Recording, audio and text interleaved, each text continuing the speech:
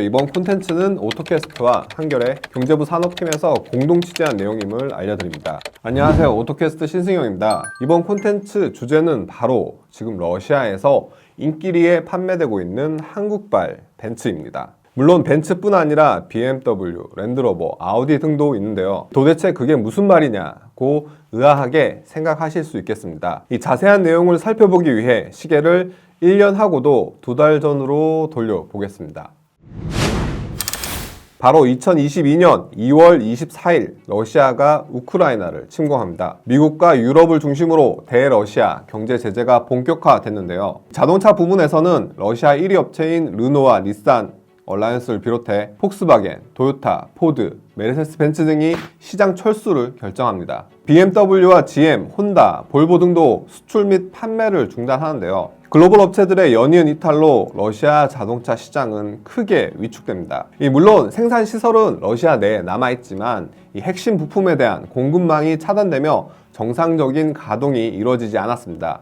러시아 내 자동차 생산량은 무려 31년 만에 최저 수준으로 떨어지죠. 그 결과 2021년 166만 6천여 대에 달했던 러시아 신차 판매량은 2022년 68만 7천여 대로 전년 대비 58.8%나 급감합니다. 작년 한 해 신차 판매 규모도 1조 5천억 루블, 하나 25조 원대로 전년 대비 52%의 감소세를 보입니다. 현재 그 빈자리는 지리와 체리, 그레이트월 등 중국 차들이 채우고 있는데요. 최근 러시아와 중국 양국 간 분위기를 보면 중국차의 성장세는 앞으로 더욱더 높아질 전망입니다. 이렇게 신차가 없으니 자연스레 중고차로 눈을 돌리게 되죠. 지난해 러시아 중고차 시장 규모는 전년 대비 14%가 증가합니다. 2022년 러시아 내 중고차의 대당 평균 판매 가격도 2021년 대비 32%나 상승한 89만 루블, 하나로 1,500만 대로 집계됐습니다.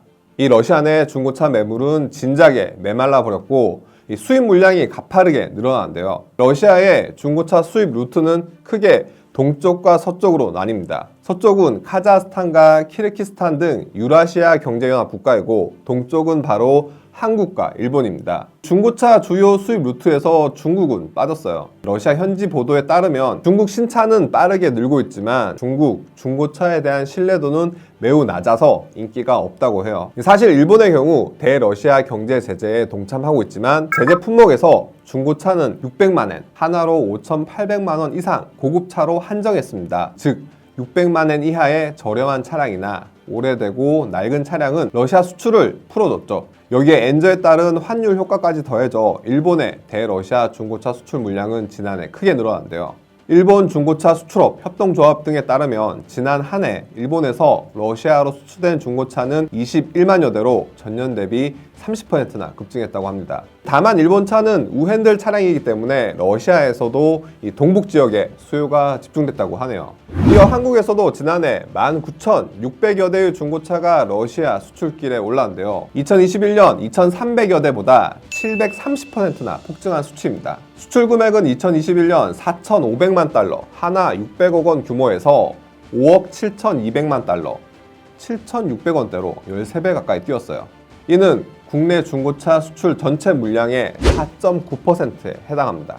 국내 중고차 수출 대상국 순위에서도 리비아, 요르단, 튀르키예 등에 이어 전체 6위에 등극합니다. 이와 함께 러시아의 우회 수출 거점으로 지목되는 키르기스탄 등도 급증했죠. 주목할 만한 점은 판매 단가인데요. 러시아로 수출되는 중고차의 대당 평균 판매 단가는 2021년 19,200달러에서 29,200달러로 10,000달러나 올랐습니다. 이는 지난해 수출 중고차의 대당 평균 가격인 7,300달러의 4배가 넘는데요. 다른 국가보다 가격이 높은 중고차, 즉 기본 가격이 높은 수입차나 연식 및 마일리지가 짧은 신차급 차량이 러시아로 많이 수출되었다는 평가입니다. 중고차 및 무역업계 관계자에 따르면 일본과 달리 수출 차량에 금액 제한이 없고 좌핸들이란 점에서 가격대가 높을수록 일본보다 한국발 중고차를 찾는 이들이 많았다고 하는데요. 이 러시아의 동북 지역뿐만 아니라 모스크바나 상트페테부르크가 위치한 서부 지역 수요도 많았다고 합니다.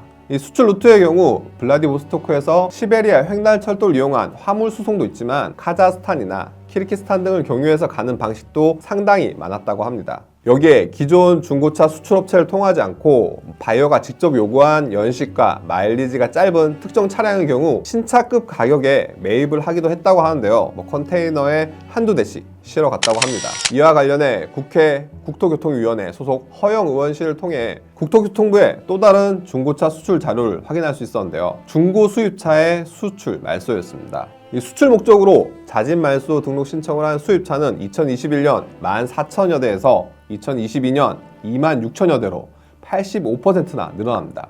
수입사별로 BMW 코리아가 2021년 1,400여 대에서 2022년 5,800여 대로, 메르세데스 벤츠 코리아가 1,300여 대에서 3,600여 대로, 폭스바겐 그룹 코리아가 2,100대에서 4,200대로 1년 사이 2배 혹은 3배씩 많아졌습니다. 특히 제규어 랜드로버 코리아는 2021년 120대에서 2022년 890대로 7.5배나 급증하죠. 물론 이렇게 1년 사이 급증한 모든 물량이 러시아로 간 것은 아닐 것입니다. 다만 이 대러시아 제재로 인해 2022년 러시아 자동차 시장에서 이 중고차 수요가 크게 늘며 일본과 한국에 영향을 미쳤다는 점, 지난해 한국의 전체 중고차 수출은 감소세를 보였지만 러시아와 키르기스탄, 카자흐스탄 등으로 향한 물량은 폭등했다는 점, 그리고 러시아의 중고차 수출 금액이 1년 사이 대당 평균 $10,000나 올라 평균치의 4배가 넘는다는 점, 그리고 해당 기간 수입차의 수출용 말소 물량이 급격하게 늘어났다는 점, 이렇게 교차되는 공통점을 모으면 한국에서 판매된